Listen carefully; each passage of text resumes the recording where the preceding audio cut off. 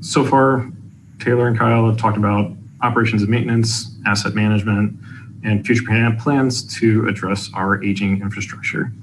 I have the privilege of talking about something a little less quantitative, a little more qualitative. It's our stormwater quality, and that's hopefully going to paint the complete picture of our stormwater program as we're managing it. So as a municipality, we have a responsibility to address pollution as part of our MS4 permit that we have. We're partners with Pinellas County and our neighbors, but also as stewards to our environment and our water bodies, we have a responsibility to act and clean up our water so that our residents, our visitors, and just the nature in general can actually enjoy a clean habitat.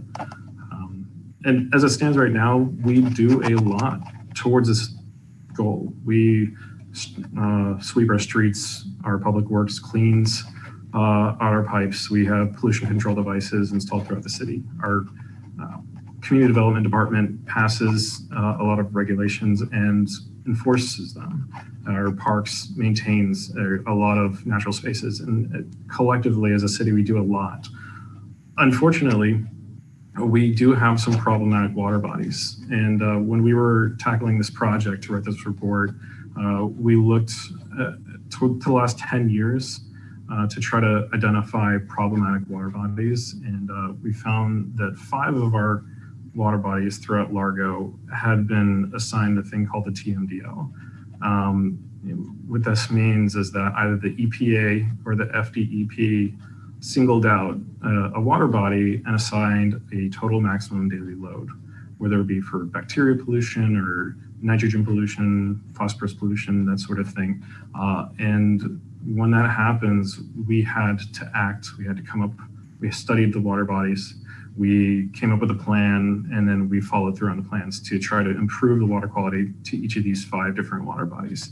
And they're at varying states right now. Currently, Long Branch is the water body of focus, but when trying to come up with long-term plans and long-term goals for the stormwater program, we decided to look at these 5 different water bodies that have been identified in the last decade, and we utilized 3 different nutrient loading models to help predict how much nutrients are being released into the environment, and so we can predict within each water body, whether it be a land use type or whether it be how much rain is happening or whether it be a soil type, what's happening within each of these 5 different water bodies and how that's actually impacting the environment so that we can make targeted efforts to improve the water quality.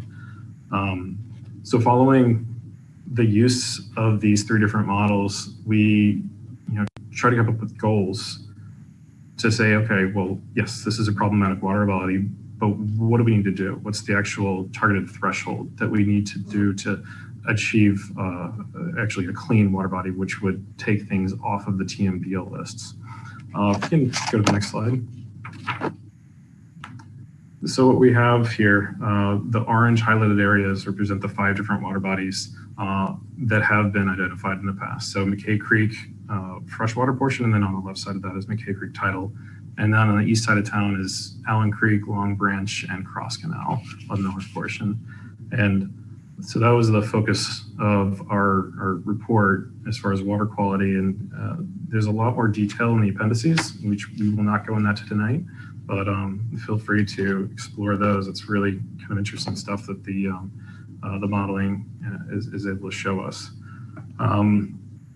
So once we looked at the models and we came up with some target thresholds, we asked ourselves, well, what can we do? What are some of the action items that we can do? A lot of times what engineering services does, we hire a consultant to tell us, okay, what is meaningful, what meaningful changes can we do? What designs can we come up with? Can we install ponds? Can we install catch basin inserts, pollution control devices, that sort of things. And well, for the purpose of this report, we weren't going to spend 6 figures. So we looked at our EAMS, our ViewWorks database, to see what are we currently doing that we have enough data on so that we can extrapolate if we increased our level of services a certain amount, how can we improve the water quality across these different water bodies? So the two, actually, if you could go to the next slide. So the two types of activities we looked at was our street sweeping program and also our catch basin inserts, which are little basket, I should say little, they're fairly large baskets that we insert into curb inlets where the stormwater drains off of the street, which often carries oils, leaves, debris, pollution, that sort of stuff into our pipes and then eventually out to nature. So these two O&M activities that we do, we sweep the streets and then we clean the baskets, have a measurable reduction of nitrogen as they enter into the water bodies. And they have measurable costs that we've been able to track for the last several years since we started the ViewWorks platform. So as we're taking a big 10,000 foot view of what we could do, the first column, or actually I should say the second column would be the goal. What we came up with was a recommended amount of total nitrogen removal across each problematic water body. Say, hey, if we want to make a meaningful difference in Allen's Creek, we want to remove over 2,000 pounds of nitrogen every year. And then, okay, if we were to install curb inlet baskets and 25% of the curb inlets across each of the water bodies, this is how many pounds of nitrogen we should reasonably expect to achieve. And then the same thing with the street sweeping program. If we were going to increase that level of service, today as it stands, we sweep the streets about once every 3 weeks. But if we were to focus on these problematic water bodies and increase it to once every 2 weeks, 2 out of every 3 weeks, then we can expect this extra 80 pounds of total nitrogen removal in Allen's Creek every year. So after looking at all the different water bodies, these 5, and looking at the activities that we can change in-house at a total cost, of $253,000 of initial installation costs, and then $266,000 of equipment and annual labor costs, we can say at the very bottom, if our goal was to remove 16,000 pounds of nitrogen every year, that would get us to about 10% towards our goal. And that's kind of our overarching theme with water quality is, we do a lot of things, but we can do more and we can do better. And if we're going to be managing our stormwater program on a holistic level, not just looking at certain things, the big picture, this is certainly part of it. Which brings us full circle. If we're going to be looking at this maintenance activities and adding new baskets and asking our street sweepers to do more, then that takes us all the way back to Taylor's presentation at the very beginning and say, okay, we're increasing our level of service. We're asking more public works, which of course costs more money and more money to ask of our residents. And so, now that we've gone full circle and we've looked at aging infrastructure, we've looked at our operations and maintenance, and we've looked at the database that we need to complete in order to manage it so much better. Our goal with this report was to give you a foundation. As we open up this discussion, we try to improve how we manage our stormwater system, and this foundation is something that we hope to work off of and build off of. And as we seek your input, as we try to improve what we do and serve our residents the best we can. And with that, I can turn it over to everybody for questions. Thank you. Any questions from the commission? Yeah, I have a question. So, gentlemen, first of all, let me say that this is a great report. I really enjoyed, and I don't say this often about most of these reports, but I actually really enjoyed reading this report. It was it's very clear, very easy to read, and gave me a lot of information, and I think will help all of us make some good decisions in the future. So thank you very much. I've had some discussions in regards to when we're talking about the infrastructure and we're talking about some of the things that we need to do here in after 2026.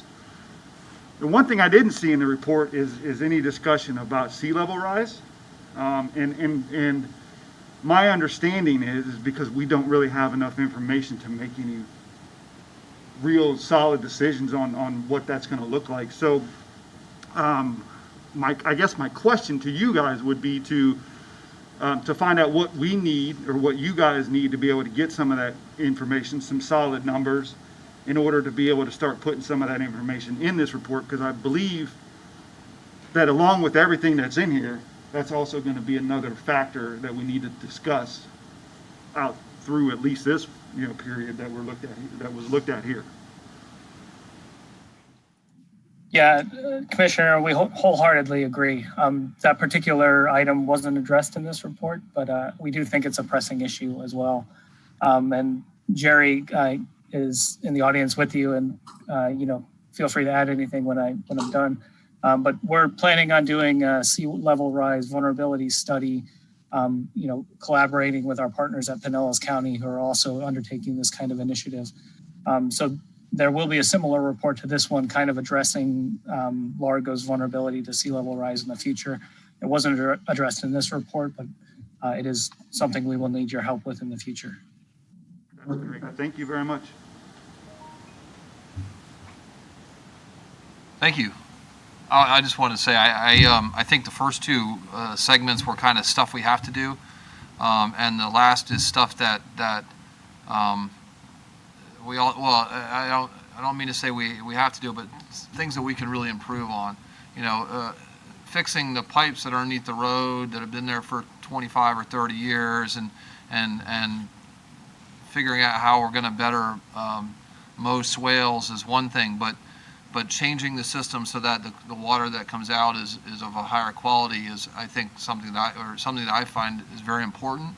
And it down the road it may ultimately have us looking at these canals and ditches in a different way and redesigning some and returning things to nature a little bit, if you will. And nothing eats nitrogen better than plants. And a lot of moving stormwater with concrete pipes doesn't have a lot of opportunities for that nitrogen to be eaten up by plants. So I'm excited about the report and excited about doing better. We have some really great little waterways in Largo, and I think they can be a lot better just because of water quality issues down the road. So I look forward to doing what we can to fix that. I know that wasn't a question. Sorry, guys.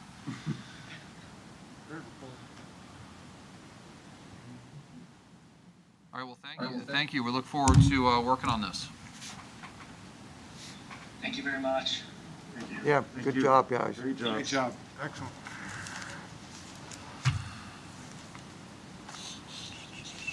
A lot of very big numbers. All right. I know it's kind of odd right now with committees, and does anybody have any committee reports for Pinellas? We have our meeting. Okay. Continuum of care. Suncoast League. I do. So we have a business meeting coming up. The Suncoast League has a business meeting coming up on the 22nd at 12. It will be, as far as I know right now, it's still going to be virtual. If there's any change in that, I'm sure everybody will be notified as soon as possible. That will be hosted virtually by the City of Kansas City. Also, the executive committee met virtually as well with Representative Tracy Coster, who is the new rep up in North Pinellas County, took over for Representative Jamie Grant. We have the executive committee is meeting weekly on Fridays, and we try to have a conversation with one of our legislators at some point during that conversation to just try to figure out what their agenda is, what their priorities are, and so we can kind of have an idea of, well, we've already have a priority list for the league. See where we can work with them, and all in all, just try to improve our relationship and grow those relationships. That's all I have for the Suncoast League. Thank you. PSTA. Also, the great Vice Mayor Robinson. Is your arm long enough to got- reach back there? I'll get there, don't worry. So, on the February 1st, PSTA will be doing an electric bus unveiling, bringing their total amount of electric buses to 6, which is in a tie for the city of Tallahassee for the most electric buses service. So that's a fantastic plan for the PSTA, and you know, we'll obviously continue to move forward with that. So if you guys are interested, I'm sure we can get you there if you'd like. That's all. Thank you. The only thing from TBR PC, we do have an upcoming meeting, but I did send out through Gloria an article or a presentation on stormwater systems and kind of refitting them. So if you didn't get a chance to read that, it's kind of ties into what we're talking about today. So it was good stuff. I sent it out a couple weeks ago, but if you don't have it still, ask me. I can resend it to you. Commissioner Carroll, do you have anything tonight? I had Gloria forward an email to you guys from Chief Understead about the line of duty death for Brian Levine. Self-explanatory, but he used to work for us back in the late 80s, early 90s. And it kind of illustrates, Commissioner Gerard and I were talking earlier, every day is a gift. That guy was one shift away from retirement. And in the day-to-day, when you get caught up in events and you get angry or frustrated or whatever, just remember, put things in perspective. So please say a prayer for Brian's family. Thank you. Thank you. Commissioner Smith. Just that next Monday is Martin Luther King Jr. Day. The Friends of Ridgecrest is hosting on the 16th, the day of service, cleanup beautification project at Jim Dyson Center. That's at 12601 Wilcox Road from 10 to 1. They also will be hosting with the Friends of Ridgecrest also on the 18th, Martin Luther King Day, Martin Luther King ceremony and a fish fry. That's going to be at the YMCA in the greater Ridgecrest area from 10 to 2, and it's $6. Also this Saturday, the 16th, is Largo Shred Fest at the Recycle Center off of Starkey from 9 to 12. That's all. Thank you. What goes in front of Vice Mayor? Great. The great Yes. Vice Mayor Robinson. I'm already getting some dirty looks, so I don't have anything for tonight. Thank you, All right. guys. Commissioner Gerard. I have nothing. Thank you. Commissioner Hulk. Just heartfelt prayers out to Brian's family and to our country right now. That's all I have. Thank you. Commissioner Finger. I think I don't have anything this evening. Mr. Schubert. Yeah, I have two things. First of all, it appears we have a verbal agreement with the remaining property owner for the 400 block in downtown for the location for a new city hall.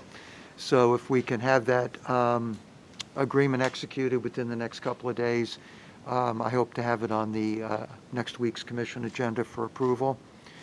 The other thing is that Pinellas County is currently planning on opening additional county-operated COVID vaccination centers probably sometime next week.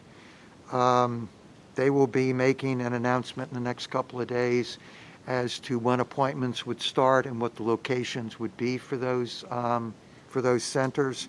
They've hired a private contractor to make to handle the appointment process and also a lot of the administrative work associated with those centers. They do not want the locations to be disclosed yet because that's still all, in a matter of flux, but one of the locations will probably be the one that I've discussed with you individually.